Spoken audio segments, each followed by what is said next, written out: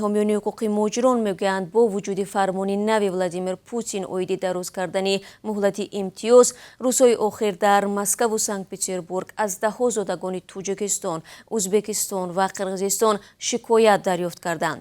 Муҳаммаҷон Собиров, ҳуқуқшиноси маркази тонкҷаҳонӣ ба радиозодӣ гуфт, аз 15 то 20 июн додгоҳҳои Москв нисбати 42 нафар муҳоҷирон аз Осиёи марказӣ барои надоштани патент ва ё дигар санадҳои будубош қарори ихроҷ ё худ депорт содир шудааст.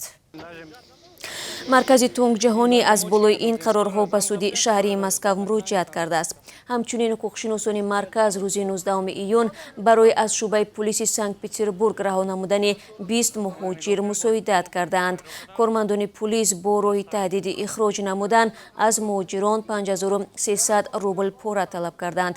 Ҳамин тавр як корбари радиозодӣ рӯзи якшанбеи гузашта шоҳиди боздошти муҳоҷири тоҷик дар Санкт-Петербург шудааст.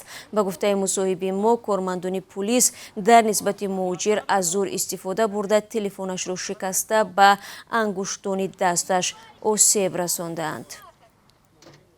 Ба гуфтаи ҳуқуқшиносон, мақомоти интизомӣ фармони нави Путинро, ки охири ҳафтаи гузашта ба ҳукми иҷро даромад, нодида мегиранд ва ё мегӯянд хабар надоранд, дар ҳоле ки тибқи ин фармон то 30 сентябри имсол мақомот ҳақ надоранд муҳоҷиронро аз қаламрави Русия ихроҷ кунанд ва ё дар бораи манъи вуруди муҳоҷирон ба ҳудуди ин кишвар қарор қабул намоянд.